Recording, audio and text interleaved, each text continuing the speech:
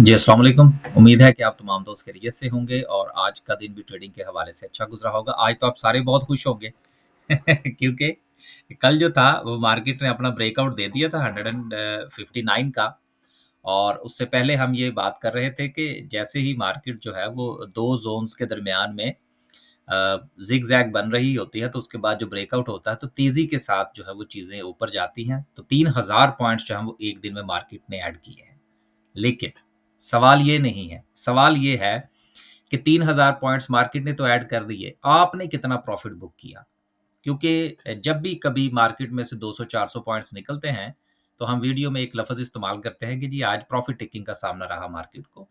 तो 95% लोग चूँकि फ़ैमिलियर नहीं हैं, पहली मर्तबा मार्केट में आए हैं, तो वो हर बार यही सोचते हैं कि नहीं जी ये कैसे हो गया जी, शेयर की जो मार्केट है उसमें से तो पॉइंट्स निकले हैं, तो प्रॉफ़िट टेकिंग कैसे हो गई?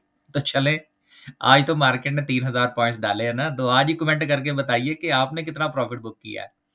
तो हमने कल ही आपसे गुज़ारिश कर दी थी कि अच्छा मौका है। देखिए जैसे ही मार्केट को छोटा-सा ज़ोन ब्रेक करती है ना, तो एक हाहाकार मच जाती है सोशल मीडिया के ऊपर।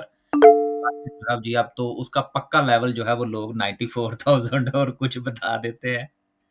तो बहुत सारे लोग एग्ज़िट भी कर जाते हैं कि जी ये लेवल टूटा तो अब जी अब आप लॉस बुक कर लीजिए। तो मैं हमेशा आपसे ये कहता हूँ कि 2-4 कैंडल जो है वो ऊपर की या नीचे की बन जाने से ट्रेंड तब्दील नहीं हुआ करते, एक सर्टेन लेवल तक जब तक मार्केट नीचे नहीं जाती। तो आपने तो ये बताना है कि आज प्रॉफ़िट टेकिंग आपने कितनी की? हमने कल आपसे ये गुज़ारिश कर दी थी कि आज के दिन हम कोई नई बाइंग नहीं करेंगे। एचबीएल, एंग्रो इस तरह के दूसरे जो शेयर्स हम कीप कर रहे थे, हमने तो आज कोई नई बाइंग नहीं की। एक सिंगल शेयर भी जो था, वो मैंने अपने डे के ग्रुप के अंदर रिकमेंड नहीं किया था और उसमें यही गुज़ारिश थी कि आप ज़्यादा से ज़्यादा प्रॉफ़िट टेकिंग करें।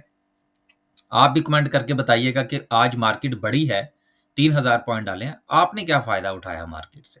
आगे चलते हैं। 3000 पॉइंट्स के इज़ाफ़े के साथ अगर हम सर्किट ब्रेकर की बात करें, तो माशाल्लाह से आज भी 15 कंपनीज़ जो हैं वो आपको अपर कैप पे नज़र आ रही हैं। हैस्कॉल का देख लें भी लगातार डबल कैप हो गया। ये कल भी हमारे मैंने अपनी वीडियो में ज़िक्र किया था कि हमारे पास है। तो चलें जी, 1 कैप और भी मिल गया और इसके जो रेजिस्टेंस लेवल है, वो मैंने कल की वीडियो में डिस्कस कर दिया था आपसे। अगर आप चाहें तो वो वीडियो जाके दोबारा देख सकते हैं। लोअर कैप की बात करें, यकीनन कोई काबिल-ज़िक्र कंपनी मौजूद नहीं है। पूरी मार्केट में जो सिचुएशन है माशाल्लाह से वो अच्छी है। बड़े सेक्टर्स जिसमें सीमेंट सेक्टर है, कमर्शियल बैंक्स हैं, जिसमें यूबीएल और एचबीएल जो हैं, ये लीड कर रहे हैं। उसके साथ फैसल बैंक की भी आज वापसी हुई है। एंग्रो जो है, ये पॉइंट्स जो है वो डालता हुआ नज़र आ रहा है। सेक्टर वाइज़ अगर हम थोड़ा-सा देख लें, ये कल भी मैंने एक बात की थी आपसे कि जो बड़े शेयर्स वो ₹4-4 ₹5-5 ऐड कर देते हैं, तो आपको एक अच्छी ये जो पॉइंट्स हैं वो मार्केट में देखने को मिल सकते हैं। सेक्टर परफॉर्मेंस में कमर्शियल बैंक्स 1100 पॉइंट्स के इज़ाफ़े के साथ आज सरफ़हरिस्त हैं। ऑयल एंड गैस, फर्टिलाइज़र में एफएफसी की वापसी हुई है। सीमेंट सेक्टर में डीजी खान ने बड़ा अच्छा परफ़ॉर्म किया है। ना सिर्फ़ कि डीजी खान ने बल्कि पूरे के पूरे मंशा ग्रुप की तरफ से जो है वो परफ़ॉर्मेंस बहुत अच्छी रही है। उसमें सीमेंट में देख लें, उनके टेक्सटाइल में देख लें, दोनों तरफ से आपको जो है वो पॉइंट्स आते हुए नज़र आ रहे हैं। इन्वेस्टमेंट बैंक्स में एंग्रो बड़ा अच्छा परफ़ॉर्म कर रहा है।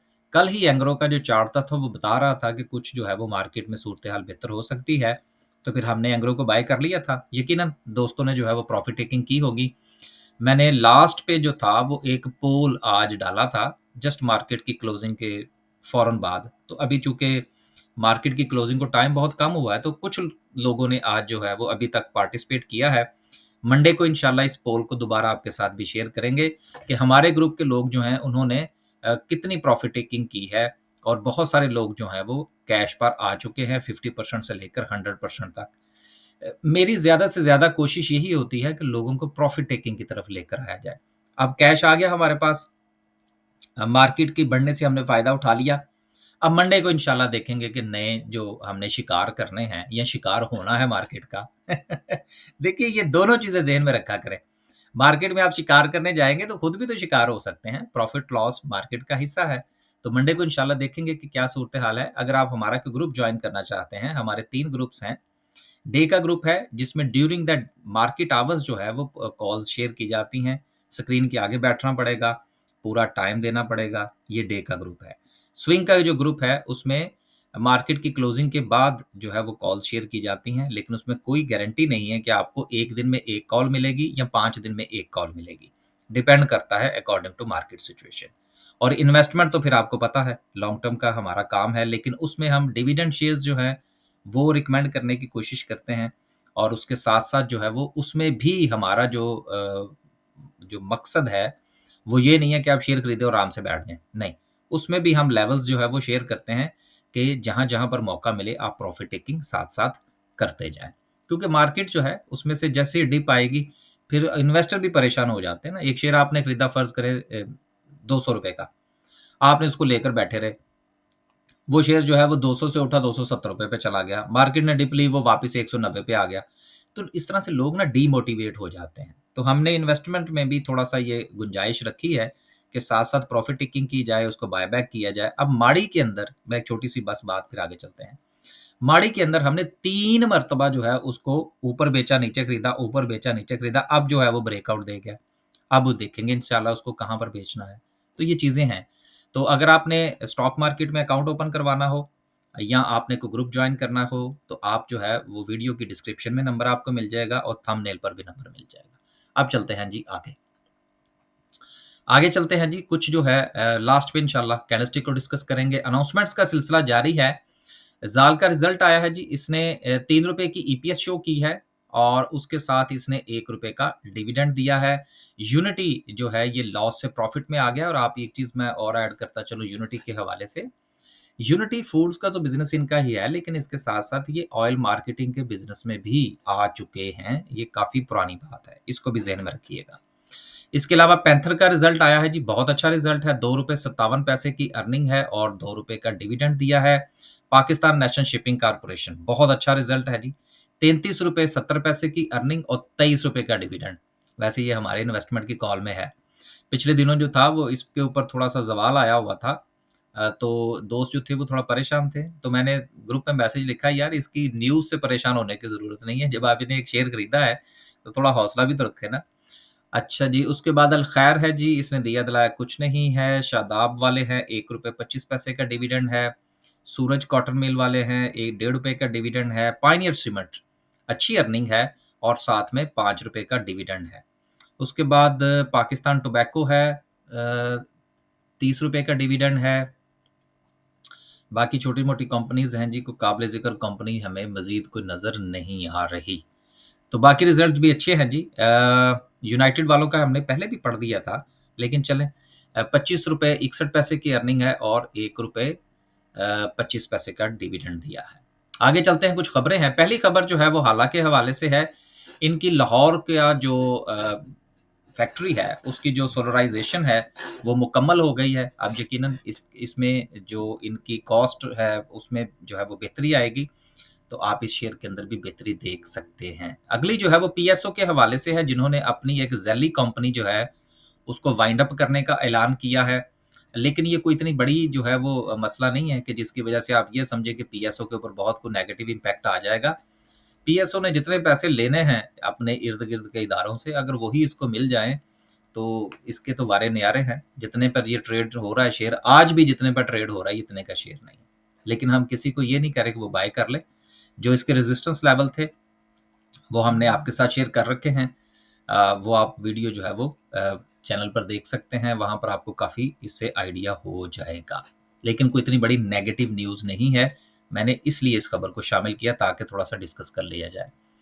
बीको स्टील के हवाले से है, इसको जो लगातार कैप लग रहे थे, बीको स्टील जो है वो अपनी नई एक्सपोर्ट ऑर्डर के हवाले से जो है वो काम कर रहे हैं।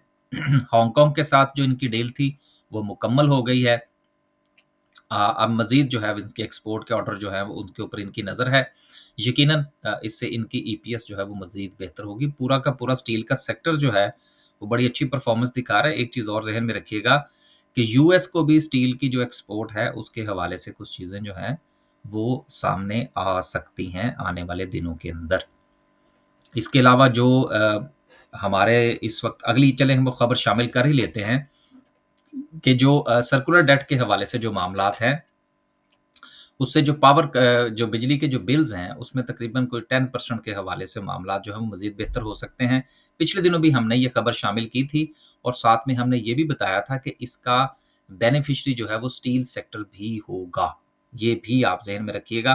तो स्टील सेक्टर में जो है वो ऐसे ही आपको इतनी जो है वो भाग-दौड़ नज़र नहीं आ रही, उसके पीछे बहुत सारे मुहर्रिकात हैं।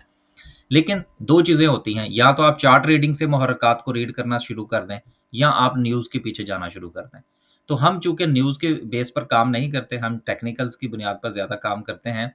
न्यूज़ को हम देखते ज़रूर हैं, वीडियो में शामिल ज़रूर करते हैं, लेकिन न्यूज़ का फिर बाज़ औक़ात आपको भरोसा भी तो नहीं ना होता, क्योंकि न्यूज़ जिस वक़्त आती है ना, तो उसका इम्पैक्ट जो है वो शेयर पर आ चुका होता है। तो इसलिए हम जो है वो न्यूज़ शामिल करते हैं सिर्फ़ आप दोस्तों के लिए। हम वैसे न्यूज़ के ऊपर काम नहीं करते। न्यूज़ जो है वो उससे उसका असर ऑलरेडी जो है वो चार्ट के ऊपर नज़र आ चुका होता है। बहरहाल इसका ये कतई मतलब नहीं है कि आप न्यूज़ पढ़नी जो है वो बंद कर दें। हर चीज़ जो है वो स्टॉक मार्केट में आप किसी चीज़ को नहीं कह सकते कि जी इसको देखना छोड़ दें। हाँ, उसमें आपका इंटरेस्ट कम या ज़्यादा ज़रूर हो सकता है। अगली खबर जो है वो निशात के हवाले से है, जो कि रफ़ान बेस के अंदर जो है वो अपना अ, स्टेक जो है वो लेने जा रहे हैं और यही वजह है कि आज रफ़ान के अंदर आपको एक अच्छी मूवमेंट जो है वो देखने को मिली। ना सिर्फ़ कि रफ़ान के अंदर बल्कि इसके साथ-साथ निशात मिल्स जो है उसने भी ब्रेकआउट दिया है। आखिर में डिस्कस करते हैं जी आज की कैंडल को। कैंडल के पॉइंट ऑफ व्यू से कल जो हमने आपसे गुज़ारिश की थी, वो हमने ये की थी कि जी मार्केट जो है उसने अपना 159 का जो ज़ोन है वो कर दिया है ब्रेक। अब नेक्स्ट जो है वो मुमकिना तौर पर मार्केट जो है वो 164 के ज़ोन तक जो है वो जा सकती है। तो एक ही दिन में जो है वो मार्केट ने 3000 का जो सफ़र है वो तो तय कर लिया है। अब यकीनन रेज़िस्टेंस जो है वो मार्केट से कुछ ज़्यादा दूर नहीं है। मार्केट का सेंटीमेंट पॉज़िटिव है। हाँ, ये चीज़ आप ज़रूर ज़हन में रखिएगा कि यहाँ पर अगर कोई 200-400 पॉइंट्स जो है वो निकल जाएँ, तो इसका ये कतई मतलब नहीं होगा, जो कि यहाँ पर भी हम आपसे गुज़ारिश करते रहे, यहाँ पर भी आपसे यही गुज़ारिश करते रहे कि यार कुछ सपोर्ट टूटेगी तो फिर देखेंगे ना। तो डरना नहीं है आप लोगों ने। लेकिन अगर आज आपने प्रॉफ़िट टेकिंग नहीं की, तो यकीनन मेरा ख़्याल है कि ये आपको ज़रूर करनी चाहिए थी, कोई 10, 20, 25, 30% ये होता है। अब फ़र्ज़ करें मंडे वाले दिन अगर मार्केट जो है वो यहाँ से थोड़ा-सा 200 पॉइंट्स, 400 पॉइंट ही सिर्फ़ निकाल देती है। आज मार्केट ने 3000 पॉइंट डाले, ज़हन में रखें। 400 पॉइंट्स भी फ़र्ज़ करें थोड़ा-सा नीचे चले जाएगी ना, तो नफ़सियाती तौर पर आप परेशान हो जाएँगे कि ओहो! पता नहीं क्या हो गया।